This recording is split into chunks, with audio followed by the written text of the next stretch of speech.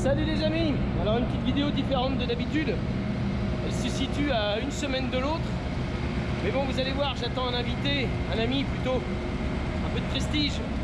Édouard Bergeon, le producteur Au nom de la Terre, qui a été entre autres avec comme acteur principal Guillaume Canet. C'est un film assez fou d'ailleurs. Et en fait, tous les deux, ils ont créé il y a déjà quelques temps une chaîne qui s'appelle Cultivons-nous. Donc qui cartonne quasiment plus de 60 000 abonnés. Et ils ont réussi aujourd'hui à récupérer un documentaire qui avait été fait sur France 2, dont la voix off était Guillaume Canet, qui s'appelait Nous Paysans. Et il vient prendre l'apéro, il vient manger le pâté berrichon, et on parlera de tout ça. En attendant, on met la machine en route, on a fait tous les travaux, on fait un dernier petit tour, et on attend qu'une chose, c'est que l'heure soit prête, je suis comme un gosse.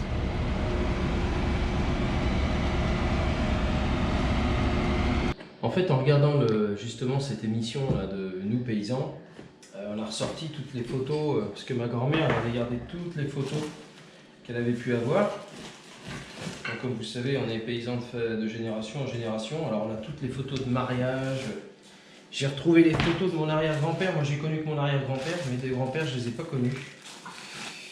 Et en fait je retrouve des trucs assez extraordinaires. De ferme. Des vieilles photos où il y avait ma grand-mère. Bon, mon arrière-grand-père qui était là. Donc ma grand-mère à la ferme et sa sœur, donc ma grand-tante qui est toujours vivante, qui a 100 ans. Voilà, c'était la ferme à l'époque. Là, on a mon père qui est là, qui ressemble comme deux gouttes d'eau à Robin, mon fils. Mon arrière-grand-père, ma grand-mère, mon arrière-grand-mère. On vivait tous en famille à l'époque. Oh, mon père, incroyable. On dirait moi quand j'étais petit, dis donc. Je peux pas me tromper. Hein. Papy, j'ai une question à te demander. C'est qui est ici, là? Ben, alors là, ça c'est... là, il y a mon père, avec ma mère, là. Ton arrière-arrière-grand-mère, là, ton grand-père. Ça c'est l'oncle Jouve, avec la Marie-Rose, la tante Marie-Rose. Oui. Alors là, ici... Il y a toi. Alors il y a Christophe, François, moi, Monique, le grand-père Joseph, ta grand-mère Solange, la grand-mère Julia, puis ça je sais plus qui c'est, ta Bretagne ça. Ils se lavaient au nou là, les gars. Ah oui. Ouais, ils se lavaient au nou. C'est quoi le nous? C'est ça, c'est un bac, le nou. Ils se lavaient là. Là où les chevaux ils buvaient? Oui, exact. Les gars ils se lavaient là et les gars les ouvriers ils étaient là. Voilà. Voilà. Puis là c'était la maison de l'autre côté. Alors ça c'était des cousins limés. Il y avait ici il y avait Michel. Ça c'était des prisonniers allemands ça, qui venaient, ils travaillaient à la ferme après le débarquement des Américains. Donc c'était un prisonnier allemand qui venait à la ferme, puis celui-là aussi. C'était des camps, ils rentraient tous les soirs au camp, mais ils venaient travailler à la ferme tous les jours. Ça c'était Max Tissier. Bon, je pense que l'odeur du pâté berrichon l'a fait venir. Le voilà.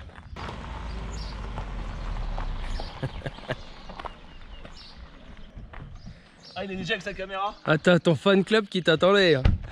On est bien chez les Richards. Ouais, ça va, en fait. C'est beau chez les Richards. Bon, t'as vu, tes fans étaient là? Moi je vois la batteuse qui est en train de... Allez, prête à partir. Hey, t'es habillé comme un paysan, toi? Tu croyais que ça allait être aujourd'hui? Le problème c'est que c'est une case quoi.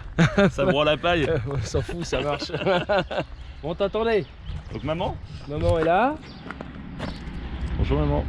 T'inquiète pas, maman. Et le fiston. Et le piston. Alors, comment t'as trouvé ce petit pâté berrichon? Magnifique. Ça ressemble au pâté en croûte, mais il y a un œuf dessus. Ouais. Et puis c'est du berry quoi. Parce que Voilà. là on est en Inde, on est dans le berry. Tu sais que je connais le berry, tu sais pourquoi? Parce Vas-y. qu'à la ferme on élevait des chevreaux. Et la majeure partie des chevreaux, comme c'était un atelier d'engraissement, ils venaient d'où? Du berry. Ah ouais. Et en fait il y avait un ramassage ici. Je crois qu'ici il y avait des chèvres d'ailleurs. Ouais, je vais te montrer, là, on va faire un petit tour là tout à l'heure là. En fait, tu vois, donc là, la maison, dans celle-ci là. Ouais. En fait, mes grands-parents, enfin ma grand-mère, parce qu'il y avait mon arrière-grand-père que j'ai connu. Paysan. Voilà, mon arrière-grand-père, donc en fait, ils sont paysans de famille en famille. Et comme t'expliquais mon père tout à l'heure, à l'époque, ils changeaient un peu de ferme en ferme parce que c'était des fermes de famille et chacun allait travailler chez d'autres. Et là, en fait, ma grand-mère s'est installée Enfin, ils ont acheté cette maison, cette ferme en 70. Donc voilà, et en fait, tout a commencé ici lorsqu'ils ont été vraiment propriétaires. Mais je vais quand même te montrer. Il connaît plus l'histoire de la famille en fait, Alexandre. Mais Il veut non, faire mais un non. sujet de moins de 10 minutes et là il va en faire une Non, demi-heure. non, mais je t'explique. C'est que moi, j'ai pas vécu ici, j'ai vécu dans l'autre Dans ferme. l'autre ferme. Ouais, parce qu'en fait, les berrichons, ils ont plein de fermes en fait. N'importe quoi. Non, mais on est très famille. Ouais. Et c'est en ça fait, qui fait que tout le monde s'entraidait à l'époque. Même si c'était la ferme d'un cousin ou de. Et t'as des cousins agriculteurs toujours? Ah, ben toute notre famille est paysan. Donc. Il y a du beau matériel, il y a du massé, il y a du rouge. On avait du rouge chez nous aussi. Ah ouais? Ouais. Oh, si c'est tant que ça tourne. Alors je vais te montrer la toute première maison de la ferme. Et tu vois, en grattant, regarde ce qu'on a retrouvé. Le four à pain. Le four à pain. Ouais. Et regarde là-dedans, il vivait à 8. Ouais, c'est notre époque. Tu te rends compte? Après-guerre. Hein? Après-guerre. Un peu avant. Après-guerre, il y a eu cette maison-là. D'accord. C'est ce que nous, c'était la maison du domaine que mon père a retapé aussi. Et t'as le four à pain rond derrière. Regarde. Ouais, là. Tu vois?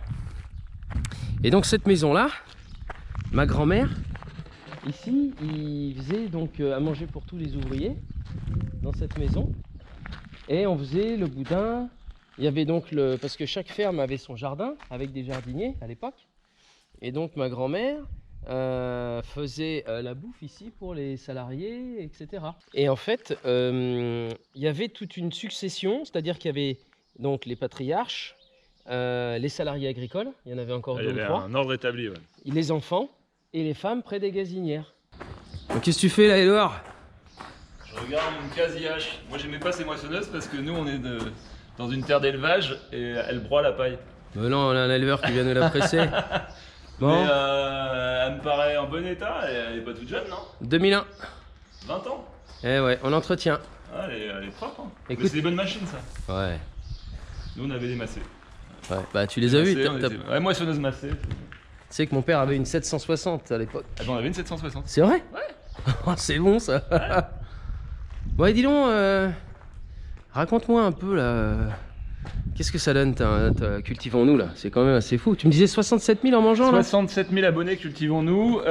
Pour l'instant, on peut y aller en tapant cultivons-nous.tv comme URL sur son ordinateur ou son téléphone.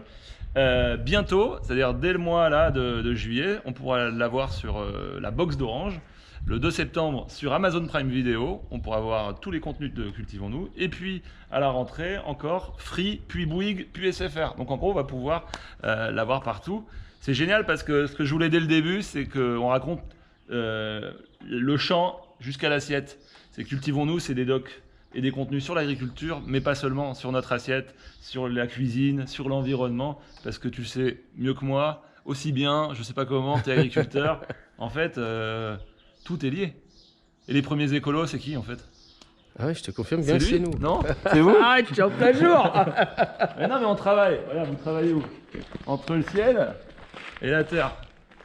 Et moi, je pouvais pas faire Cultivons-nous en dissociant tout ça. C'était pas pour moi la chaîne de l'agriculture. C'était important que ça soit la chaîne de l'agriculture, mais donc de la bouffe, de l'environnement. Puis là-dedans, il y a le vin, il y a la mer, il y a la ruralité. Parce que l'agriculture, elle se fait où? Alors, elle se fait un petit peu en ville maintenant, il y a de l'agriculture urbaine dans des sous-sols ou sur des terrasses, mais c'est marginal. L'agriculture, elle se fait là. Et on s'en est peut-être un peu plus rendu compte avec le Covid, avec les confinements. On a passé du temps peut-être à se retrouver, à cuisiner, à faire le marché, puis à se dire mais d'où ça vient tout ça? C'est peut-être mieux que ça vienne de France et que ça vienne de nos agriculteurs. En fait. Bon, ce qui me fait plaisir, c'est qu'on fait à peu près le même boulot aujourd'hui, quoi. On est communicants. On est des communicants. Mais Parfois on est communiquer. pas influenceurs en fait, on est communicants et on C'est ça. montre. En fait, ce qui est important, c'est de faire de la pédagogie. C'est de raconter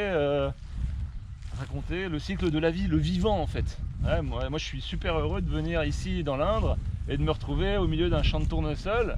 Pour ceux qui ne savent pas, le tournesol, c'est le soleil, c'est jaune, c'est au mois de juillet, c'est le Tour de France. En fait, c'est ça. Je fais le Tour de France en venant de te voir. Et on a tous ces images en tête de vélos qui traversent les champs de blé avec des moissonneuses et puis des tournesols qui sont un petit peu plus grands et qui là bientôt vont faire Il y a un bouton. un bouton et une jolie fleur. Et ils sont beaux tes tournesols. Hein. Ouais, merci, ça c'est la bonne tranche. Allez, on coupe. J'aime bien la sensation, tu sais, quand t'es en Bermuda comme ça, Ouais. ça te gratouille. Est-ce que tu veux qu'on aille faire un tour dans l'orge maintenant? Bah, on va aller voir, elle est pas mal, elle est prête à battre, non? Ouais, non mais je vois que t'es en short, ça va être nickel, tu vas l'apprécier quoi. Moi, t'inquiète. Bon là Edouard, je vais te montrer mon blé. Bah, ils sont beaux ces blés, dis donc. Ouais. J'en fais une vidéo parce que... Alors je vais t'expliquer. Cette parcelle là, c'est du blé Césario. Ça, tu retrouves aussi des années de rotation avec du pois et de la févrole qui apporte l'azote, tu sais, qui transforme l'azote dans le sol. Voilà. Engrais de synthèse. Exactement. Et du fumier. Je restabilise tous mes sols. C'est du boulot, hein. Mais tu vois, quand ça paye comme ça, c'est magnifique. Hein. Ils sont beaux, hein. Et là, tu es sur la chinte. 2 semaines de séchage, là. 3 semaines. Ah, je suis au taquet. Tu sais, quand tu vois une récolte comme ça, t'as qu'une envie. De mettre la machine C'est de dedans, taper dedans, là. là. Bam. Allez, bim. Attends, y a pas... Voilà, c'est tellement beau, là. T'as de belle parcelle, là. T'as quoi? T'as 15, 34 hectares. 34. Ah ouais, tu vas jusque là-bas? Ah ouais, elle fait juste, juste au bord, là-bas. Elle fait là-bas. Bon, elle est un peu en zigzag, hein, celle-ci. Hein. Mais enfin, voilà, je suis content de te montrer ça. Tu vois, Super une plaine, ouais. une région... Alors, je vais pas... Enfin, un bocage. Ouais, donc parce que là, t'as des vaches, donc t'as de l'élevage toujours. Alors, et c'est une région d'élevage à la base Ouais. ici. Hein. Ouais, c'est la Brenne, hein, c'est plus de 3000 étangs. C'est ça. Et donc de l'eau, des prés. Alors ici je t'explique, si t'es pas drainé, bah tu vois le fond là-bas, Ouais, c'est bah, t'auras un étang. Voilà, t'as un étang. Donc mon père a drainé à l'époque, a remonté le pH qui était un pH très très acide. Et ça reste une terre correcte pour cultiver? Alors c'est assez marrant parce que tu m'aurais dit ça il y a 10 ans. T'aurais dit non. Je t'aurais dit en Champagne-Berrichonne, dans les argilo-calcaires, où il y avait une très grosse hygrométrie à l'époque, ben, ça c'était toujours dans l'eau, c'était de la gadoue. Mais maintenant, depuis 3-4 ans que j'ai repris, enfin j'ai repris il y a 4 ans, mon père, il y a 10 ans, il avait 1100 mm d'eau. Moi, je suis redescendu à 700. Ah oui, puis Ah ouais. réchauffement climatique. Hein. Voilà. Alors, ce qui fait qu'aujourd'hui, moi, des terres qui sont humides résistent beaucoup mieux justement à la sécheresse, sachant que je les aide. Alors, j'essaie de labourer très peu parce que les sols sont très instables en surface, c'est très battant. Très battant, on le voit là. Donc, je remonte le taux de matière organique via du fumier, de la via matière du sèche, compost. Voilà, via du compost, du fumier. J'essaie de labourer le moins possible. J'utilise aussi pas mal d'outils qui laissent la matière organique en surface. Tu vois là justement, là en désherbage mécanique, j'ai testé la bineuse, j'ai testé la ou rotative. Ils sont super beaux tes blés. C'est beau avec cette... J'adore. Comme bien stylé avec des nuages, on voit le blé qui prend la lumière. Un mec qui est Elle pas content. belle, la nature. T'as envie de sortir, moi j'ai envie de sortir ta moissonneuse, moi j'ai envie de sortir ma caméra de cinéma et de tourner là, de faire un grand plan américain. Avec une machine avec américaine. les vaches en fond, c'est ça la France. Franchement, je me sens vivant moi ici. Ouais. Ah, je suis content d'être là. Ah, je croyais que c'était pour moi, mais t'en as rien à battre. Je suis content d'être là sur tes terres. Avec toi derrière. Ouais. Non, c'est cool. Puis c'est une fierté de te montrer ça. L'année dernière, j'aurais peut-être pas été pareil. Bon alors Ed, c'est quoi ça qui est en face de toi? Une très belle févrole. Et surtout, ce que je vois, c'est qu'il y a des fossés. Parce qu'on est quand même dans la Brenne et il y a de l'eau ici, c'est humide, tu me l'as dit. Hein, Je te le confirme. Et ce que je remarque, et je te félicite, mais t'as pas besoin de ça, c'est que t'as des super belles bandes enherbées. Ah ouais, et t'en as là. Bon, après, t'as des obligations, mais moi je les fais toujours un peu plus C'est grandes. combien ton obligation légale? 5 mètres. 5 mètres, mais puis il y a quoi? Il y a 7, 8, 10? Ah, 10 mètres là. 10 mètres. Donc ce qui est génial, c'est des fleurs pour les abeilles, c'est de la biodiversité, et puis surtout ça te fait une barrière quand tu fais un peu d'épandage. C'est ça. Ça fait un filtre par rapport au ruisseau quoi. Ouais, c'est ça. Et tu fais quoi? Tu fauches? Tu fais du foin? Alors bah en fait, je le fais récupérer à mon voisin. On s'en traite beaucoup chez nous. Et en fait, il vient récupérer le foin pour ses bêtes. Super. Bon ça y est, ma petite visite chez Alexandre se termine. On est dans l'Indre, toujours. On est au milieu des févroles. C'est super bon. Non, mais toi qui dis que c'est bon. Et mon petit tour de France et mon petit tour de champ se termine. C'était super chouette. Et il y a Alexandre qui a un petit message pour vous. Alors moi ça me fait super plaisir de te voir, on se voit pas souvent en ce moment avec le boulot qu'on a chacun. En plus je crois que tu es en train de réfléchir sur un nouveau film, on attend ça avec impatience mon pote. Je t'en parlerai. Et je dirais aussi bon anniversaire, cultivons-nous 1 an. Merci. Alors, puis 67 000 abonnés en 1 an, vous vous rendez compte un peu là? C'est que le début. C'est même mieux que nous, agri-youtubeurs, j'ai les boules. Parce que vous êtes là, c'est pour ça. Mais non mais c'est super. D'ailleurs un truc génial que vous avez pu récupérer avec Guillaume, c'est ce documentaire Nous paysans. Et d'ailleurs, si vous voulez le voir et le revoir et le re-revoir, parce que moi je passe mon temps à le regarder, on a ressorti toutes les vieilles photos avec mon père, ça nous a rappelé tellement de choses, eh bien il faut s'abonner sur Cultivons-nous. Vous avez aussi un code remise, redis-moi. Nous paysans. Nous paysans. C'est 2 fois moins cher. C'est 2 fois moins cher. Déjà, c'était pas cher parce qu'à l'époque... 4,99 par mois. Et là, ça passe à 2,80. Ben en fait, c'est 30 € au lieu de 60 pour l'année. Voilà, donc 30 balles. Il y a plein de choses à voir, il y a plein d'émissions sympathiques. Et moi, surtout, ce qui m'éclate, c'est ce documentaire qui est extraordinaire. Écoute, mon pote, je te remercie d'être venu. Ça me fait vachement plaisir. Encore félicitations pour ce que tu as fait. Guillaume, vous avez monté un truc assez extraordinaire. Allez voir vraiment ce documentaire. Vous avez eu la chance de pouvoir le récupérer. Et moi, les amis, je vous dis à très vite sur ma chaîne d'Alexandre de ProDeal Center. N'oubliez pas le petit pouce bleu, l'Instagram. Et je vous dis à très vite pour les moissons. Ciao.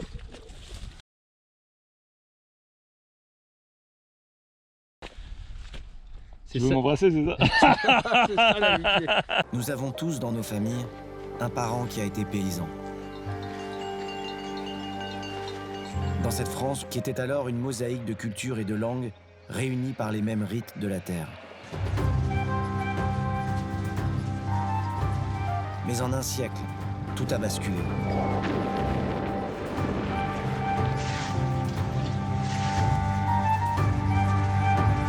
C'est l'agriculture qui peut et qui doit nourrir les Français. Majoritaires hier dans la société, ils ne sont plus aujourd'hui qu'une petite minorité qui doit se battre pour parvenir à nourrir les Français.